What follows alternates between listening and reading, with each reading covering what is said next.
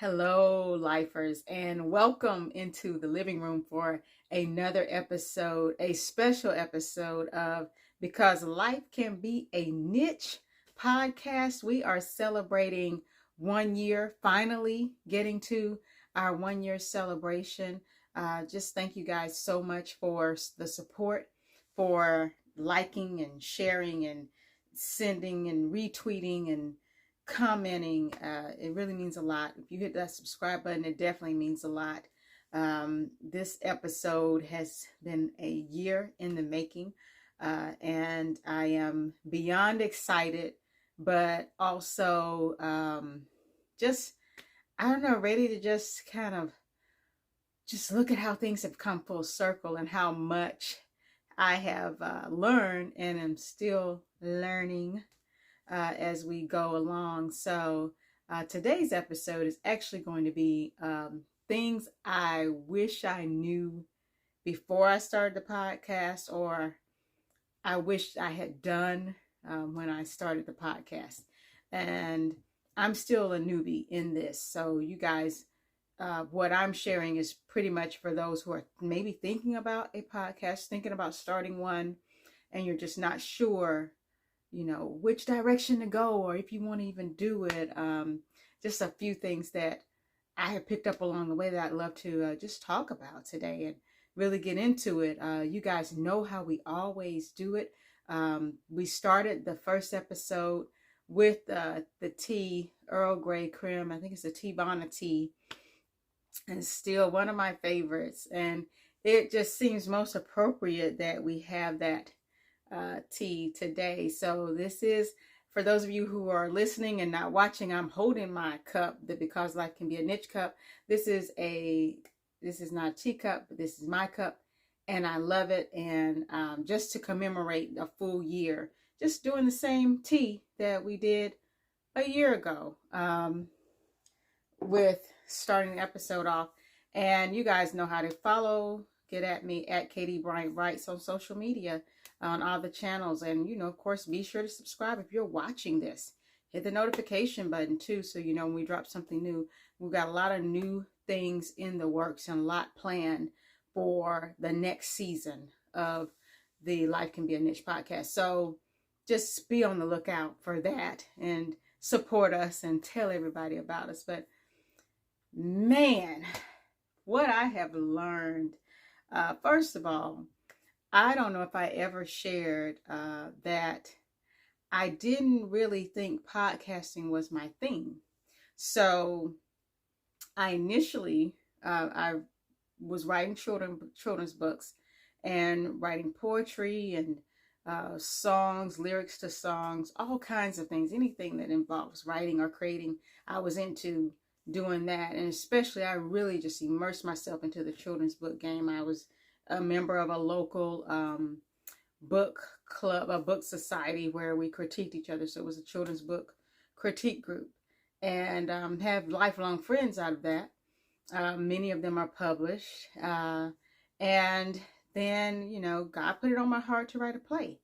And I went all in on this play and just work, just getting it together. And when I finished it, and my father was sick at the time, but he did get to see me finish writing the play, which was important to me. But, he continued to get sicker as time went along. And so I didn't really, I don't know, I guess I didn't really push the play or shop the play around or even research what to do and next steps with that. So I had this play written, but then I had my father, who was battling cancer. So that kind of, fell to the wayside a little bit. And while he was going through, I restarted my blog. And I had been blogging many years before blogging was probably even a popular thing, but I kept everything private. It was locked down, and I shared the link with like 2 or 3 friends who I was very close to. And I was like, hey, just writing on the blog, just a way to get my story out, or just how I'm feeling out. And I decided to make the blog public, not only as, I guess, medicine for my soul, but also to just share what was happening and just to continue to like stretch my writing muscle. And so I'm thinking, okay, I'm blogging, and well, this is what I'm supposed to do when I'm not at my full-time job, because I am a mom, but I also work full-time in the corporate world in communication. So when I'm not doing my corporate stuff, I was doing this blogging deal. And people, just not a lot, but a few close personal confidants kept saying, maybe you should just do a video. Maybe you should just start putting videos out, because your blog is so inspirational. Maybe people want to see it or hear you talk or whatever. And when I would occasionally drop a video on Facebook, or occasionally do a video and maybe load it to Instagram. It was very little. It was not purposeful. It wasn't anything I was trying to get into. It was just like, oh, I'm just going to video this instead of write about it. And when people started seeing that, they were like, maybe you should do a vlog instead of a blog. And I was like, and I just kind of dismissed that idea for quite some time. And you know how they say you hear things over and over again, and after a while it starts to take root or whatever. And so I said, well, I keep hearing this. People keep saying, do video. So let me pray about this. Maybe there's something there, but I'm not really serious about it. And that's what I did. I prayed about it for a long time. I mean, I like they say, wear the saints out. I know I just wore the angels out, asking about, is this what God wants me to do? Does he really want me to be on video? I don't know how I feel about that.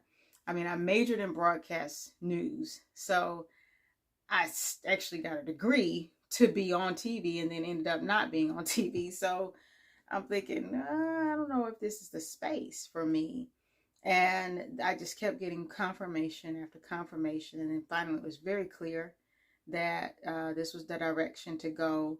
And it was, in the middle of the panoramic that happened. And so there was no shopping a play, because everything was shut down anyway. And that's when I was really getting serious about, approaching companies and sending the play out to different theaters. And then of course everything shut down, and I was on a run one day, and I was like, okay, God, if you want me to do this podcast, then what's the name of it going to be? Because I don't have a one little niche. It's not like I have one thing I want to talk about. I'm a mom.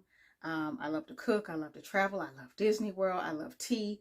I have children who have peanut allergies. I have a kid who has EE, which is, esophageal esophagitis, which, I can share a lot about that. I don't as much, but I'm going to start. But, he's allergic to dairy and all of these different things. And, how I just change up the cooking game a little bit. And then I love to grill, and I love to cook. I mean, there's no one thing with me. And I don't want to be tied to one thing. And, that's what I was seeing at first, was people were saying, well, you need to focus on one thing. What is it that you want to talk about, that people want to hear about? And I said, I want to talk about life. I mean, it happens. I mean, I didn't, know that life was going to unfold the way that it did, but I know that I'm exactly where I'm supposed to be. I am, right now, I know that the journey that I'm on is one that God has designed. There's no accident with any of what's happening in my life. And I was just on a run one day, and I was like, okay, God, what's the name of it going to be? And literally, it just hit me, because life can be a niche. And I laughed out loud, because, when you hear something, you're like, that's funny. That's clever. And that's how I received it. And that's what I tell people when they say, oh yeah, because life can be a niche. No. That's not how I got it. It's niche, because life can be a niche, because it's a play on words, and I didn't even come up with it. And I was like, okay, God, that's clever. That's you're funny. So here we are. Once I had the name, I'm not going to bore you with all the research that I did. I literally researched podcasting for a year and a half almost, just studying and understanding how to, what are the best devices and tools, and, taking all of these free, anything that I could find was free, I took it. People were offering free seminars, free courses, or whatever. I just really studied it so that I understood what I was getting into. And here we are. And then I launched. I chose the launch date as my dad's birthday. My father passed away in October of 2018, and I launched on May 4th, which is his birthday, and we've been rocking and rolling ever since. So that's the story of how this podcast even came to be. Now, the things that I have learned, I could have a list of 10, really. I could really do 10, but to keep it short and sweet and to the point, I think the first thing for me in this podcasting game was relax. Relax.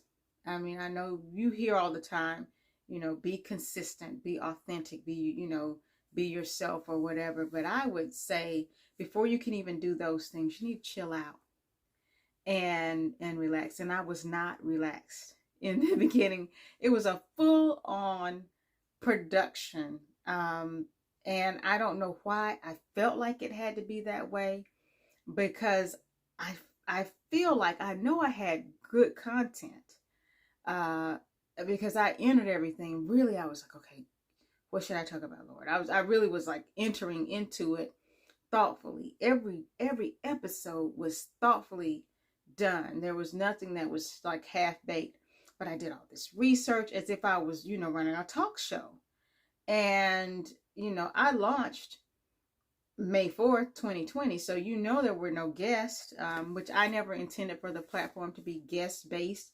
It's a platform where if I can talk to some folks and have people on that can help others, I'm going to definitely do that. But I'm not tied to that, so I'm not constantly on the hunt for guests.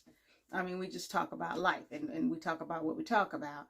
And I was so rigid.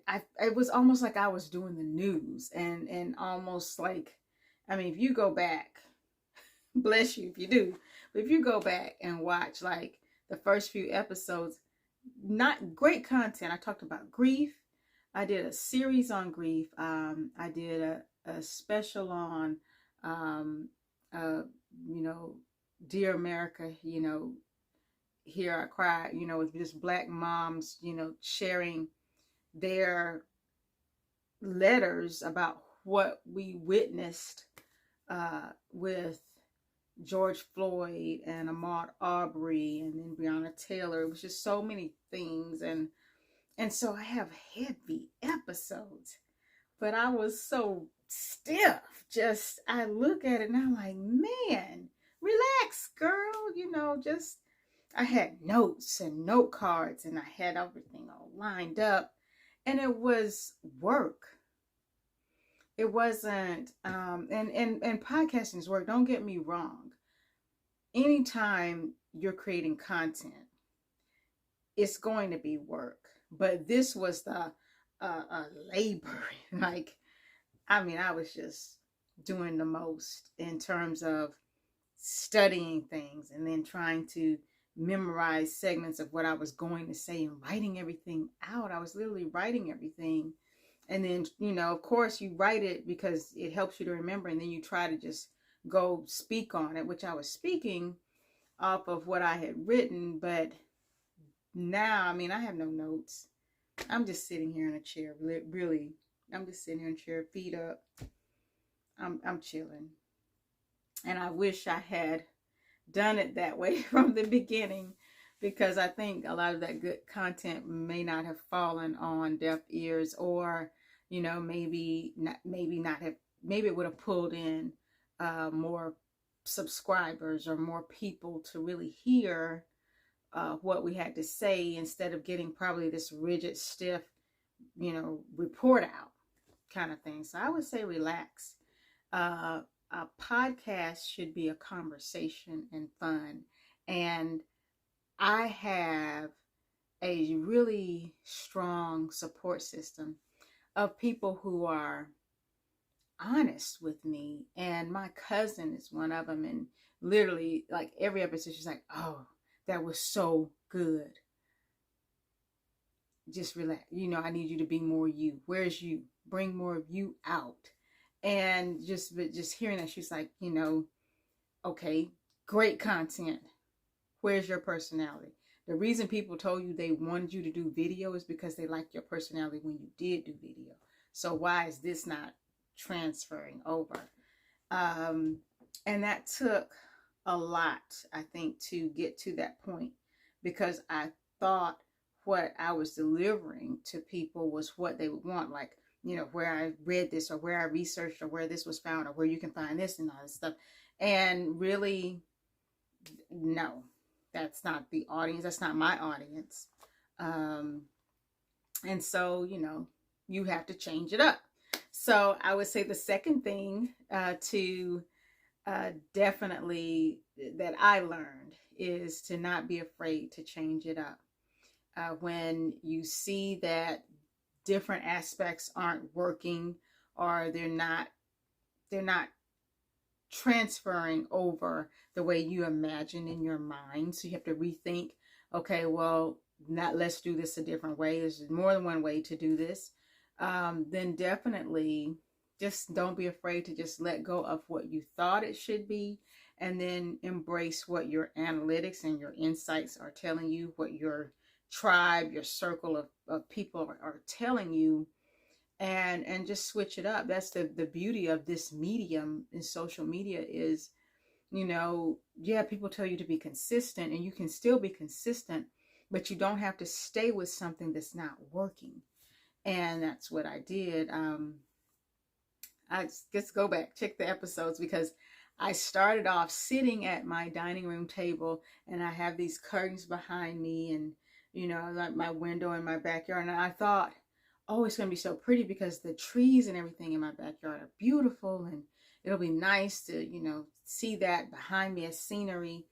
But I didn't have a whole production set up to really I didn't have the lighting or anything so that you could even see what was behind those curtains and into the trees. It was not that kind of production. Literally, I didn't even have a big ring light at the time. Or actually, I take that back. I actually did have a ring light. I didn't have shadow boxes. So,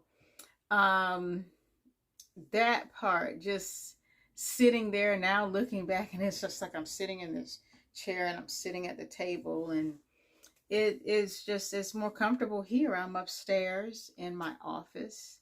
I shot a few episodes in my living room. I say welcome to the living room, but really the living is because it's life. And I always say the living room, it's not really a room, it's about living. And this is the place where we do it together. And so I shot a few episodes in my actual living room. Same curtains that's in the dining rooms. It's just a sofa instead of a chair. Much more comfortable and relaxed. And I was, kind of getting more into the groove. And like, okay, I, chill on my sofa and just talk. And it was definitely, you could tell that I was just letting the guard just slowly come down. But I just had to say, okay, well, this is not going to work. Sitting down here doesn't work. I was going to start every episode with, serving tea and having my tea set with, my full on little afternoon tea and all the little, this different foods and things, because I love to cook and I love to create things. So I was like, oh, I'm going to have a different recipe every time, and I'll put the recipe on the blog, and I'll have my little treats and stuff. And it was really cute, like for the first maybe 4 or 5 episodes. But it became so much work to put into that. And then I'm like, okay, well, I need my content to be tight instead of sitting here trying to get these crumpets together. So let me let that go. So I would just say, do what works and change it up and move. I mean, I literally, like I said, I moved up here. This is my office. You can even see like on the walls, that's, where I used to like teach the kids. Like, I think it's maybe some citizen stuff back here, some planets, maybe some multiplication tables. But this is life for me. This is what my area looks like. Definitely more comfortable. for me as well. So that's the second thing I learned. The third thing is now getting into, once you relax and once you decide that you don't mind letting go of something that you thought was going to work, or you thought this was going to be a great idea, you thought this would be a good piece, a good segment, a piece of content. Okay, if it doesn't work, let it go, move on to something else. The third thing is, I'm torn. I'm torn for three, because I was only going to do three things, and I'm torn. So I might do point A, 3 point B, so I can squeeze them both in. I would say 3A is, and it goes together. So maybe it's not 3A, 3B. Maybe it is just a 3. And that is to decide how comfortable you are with what you're going to share publicly, and sit in that and roll with it. And I guess that would go into being, being yourself. We wear the word authentic out. Authenticity is authentic. And it sounds great. And when you say it, because you know what, if something authentic, you know what that means. But when you're talking about a person and a personality, I mean, you really, it boils down to, how much of you, the inner parts, are you willing to share, and get that in your mind before you ever film or record your podcast, because that does, to me, sets the tone for how much you relax, which was my number one thing. And it also, instead of slowly easing in and peeling back as you go, I think, that's really assuming that you have that attention, or that people will pay that much attention to you that long, that they're going to wait for you to peel back the layers. And I don't think that's the case. I think people want to know right off the bat, boom, who you are, what you got, what's going on, okay, oh, you're divorced mama, what happened? If you take 7 or 8 episodes, or 2 months or 3 months to get into why you got divorced, because you're covering something else that has nothing to do with, why people are really tuning into you, then that's a missed opportunity. And I definitely missed some opportunities to really share with people, like what's going on. I mean, I even look at my insights, like, just when I share, like, what dating after divorce is like, man, numbers, views. I don't know how long, people are wanting to hear that, because I mean, after a couple of episodes, okay, well, you're dating, maybe they want to hear dating stories. I don't know, but I know that that's something that resonates with people. Or if when I shared, it was another one that really went through the roof. It was 3 tips for, be ready, when you're divorced and you're looking into dating, be ready. And that one, just like, and I was just talking about, making sure you got your stuff together, that you have healed, and that you are at a point where you're even ready to entertain dating someone, or you are ready to move to that next level. It's been everywhere. So, those are things that I see that, okay, well, people want to know about, what it's like being divorced, or, going through divorce, or what it's like dealing with children and co-parenting. We've just done several episodes that have just blossomed, and it was because, over time, I got comfortable with what I was willing to share. And I'm just slowly opening up more and more, with very much being sensitive to the people in our lives who may not be cool with some of the things that I may want to talk about, or may need to talk about, as a part of, what I have to share, what I've learned. And so you have to decide, like, how far are you going to go? You don't want to be on an episode and then you release some information that, may cause you personal harm, may, put your family in an uncomfortable position, or your children, or, if their friends are watching. And that's another thing. I'm on YouTube, and my Instagram page is public and my Facebook page is public. And so I'm always mindful that I'm a mom first. And the content I put out, I will talk about, life and things that happen, because we can't avoid that.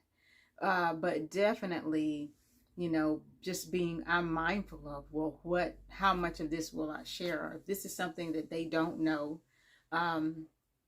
then this may be something that is not going to be shared. They're not going to find out about it on a podcast, or, on a post on my Instagram post. So that's my third thing. I think it's just deciding how much of you want to share, and then sharing that. Whatever you decide to share, sharing the best of that, so that it helps somebody. Because the whole point in me even doing this podcast was not just because people said, oh, you should do this or you should do that. The content, I'm hoping, is helpful. I'm hoping that there's somebody out there who is maybe you're going through a divorce, maybe you're dating in your 40s. That's definitely, I am in my 40s. I am divorced. I am dating. So, or maybe, you're navigating a co-parenting situation, and you're navigating, the ex, and how you and the ex-spouse deal with things. And I'm hoping that what I share actually helps someone to, see a different side, or agree or disagree. Get in the comments and tell me why. Help enlighten me. This is a community. It's definitely not, I'm not an expert in life for sure, but that's the kind of environment that I have wanted to create. So yeah, the 3 things that I wish I had done differently, I guess, or wish I had known, I think definitely would have positioned me to have a maybe a bigger community, and actually have, even more engagement. I get inbox messages and comments on things, and yeah, DMs and hearts and all this kind of stuff. But I do think, had I done things a little bit differently, for sure, I would have more engagement with people, and which is what I'm going for, and what I'm trying to grow. So that's why I said these are 3 things that I know for sure. I wish I had known or had done, but I'm still learning and growing, and preparing for the next level. I have so much content, y'all, that it's like, oh, I gotta get this out. I gotta get this out. It's so much content that literally I have to, I'm just like, I don't even know when I can create it. I don't even, when I can edit this. Just stockpile of content that needs to be edited, that needs to be released. And I'm just creating. Okay, now it's time to sit down and pretty it up, or sit down and edit this piece, or, edit these photos, or put this little video together. It's so many more little things that we're working on that it's just like so much fun and so much work that, it's me. And I've shared before, but if you're joining for the first time, I started off, it was just me, and I was doing my little editing, and I had GarageBand and iMovie, and I was going through all this editing stuff. That's another thing I could just share is, man, the tools that I have reduced to that save me time, that are not as technical or as involved. Whew, boy, oh boy.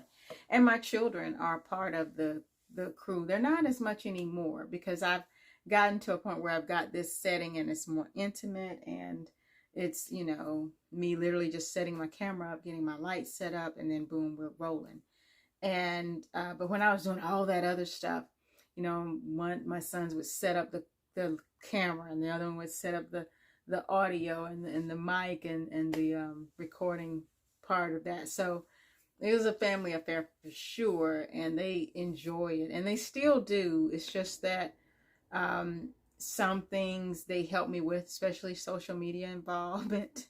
They're like, "Oh, mom, you got to be on TikTok. Oh, mom, you got to do this." I mean, I'm doing stuff where I'm like, "Okay, y'all show me the way," because even though I do corporate communications and I majored in journalism, things have changed so much. The stuff they're telling me, I'm like, "Okay, I'm all ears." You know, give it to me. Tell me what this platform is best used for, and should I even be there? And they've been spot on a lot of things. So that's all. And I do have a bonus thing. See, I knew I was going to have another point. It's not even 3, it's 4.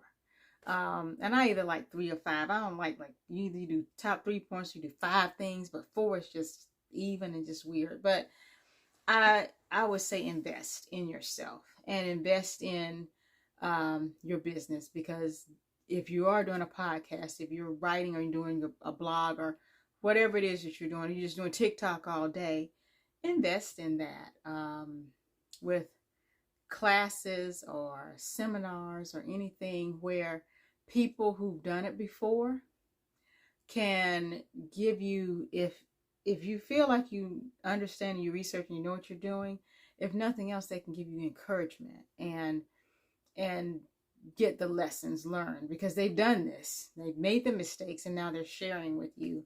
And that is one thing that I definitely did, was invest in myself. And one of the most valuable things that I invested in, again, my cousin was like, "You need to check this out." And it was Six Figure Saints. And it was just amazing. It was so many speakers and everybody, the genres. I mean, even if it wasn't your particular niche, you learned something. It's just an industry, just deep dive. It was master's classes, just back to back to back to back for 2 days. And I loved it. I absolutely loved it. And I have followed and continue to follow and support when I can the speakers, because they're doing it, and it's just so inspirational. So it cost me a little bit of money, but it was an investment into what I'm doing and what I'm trying to do. And oh good, I have 5. Thank you, Lord. So number 5, so 4 is invest in yourself. Number 5, don't be afraid to watch and follow and listen to people who are influencers or podcasters or bloggers who are doing the same thing or are doing the same type of subject matter. I used to not do that, mainly because as a writer, I wouldn't like read books or certain books until if I was working on a project, because I didn't want those ideas to kind of get in my head and I'm thinking this is my idea and I'm like, oh wait a minute, I read that.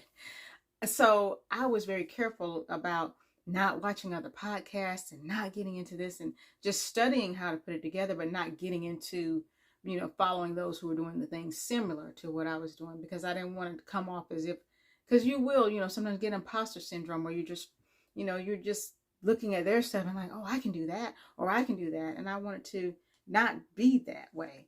But I think that now I've learned that that's opposite of what I should have been doing. I absolutely should have been watching and understanding and seeing how others do it, because it is helpful. Because if you're being yourself and true to yourself, and you've already decided how much of you're going to share, it doesn't matter who you watch or what you see. That's not going to change the game for you. So that's 5. I got 5 out of it. So 5 things. I can make my little title and say top 5 things that I take away is study it, watch other podcasters, share that information and with your friends or your circle, and say, this is more in line with what I'm thinking about doing. What do you think about my personality? What do you see in me? You think this is good or what?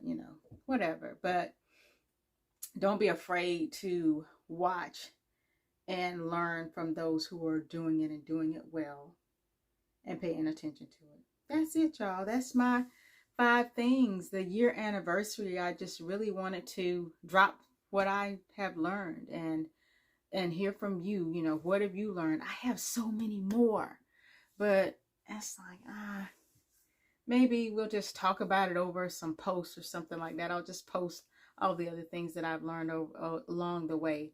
I do know that I'm so much more comfortable with who I am and how much of me I share, and which is like, this is me, you know. But you got to really know you and be cool with you before you get out there, because it is definitely, it's not the pinned up newsletter. Y'all got to go back. Y'all have got to go back and watch good content. Don't get me wrong. Some good content out there in my previous episodes. But man, I have come a long way for everything from the lighting to the setting to here. And I have even more. I have more I can do. I know that. But thank you guys for rolling with us, riding with us for a year. We appreciate you. We thank you for subscribing. If you subscribed, you know, and also, you know, definitely if you're out there listening to us on Spotify and iTunes or wherever you get your podcast, you know, write a review and leave a comment. That really helps. It helps us. And definitely follow me on Instagram, y'all, because I share so much more of like little nuggets and little pieces of things that I just don't have. I don't put in the podcast, but it's like, oh yeah, I'm gonna post this. I mean, just a little bitty, just tips, just anything that I'm going through, silliness. It doesn't matter, recipes, whatever I'm into.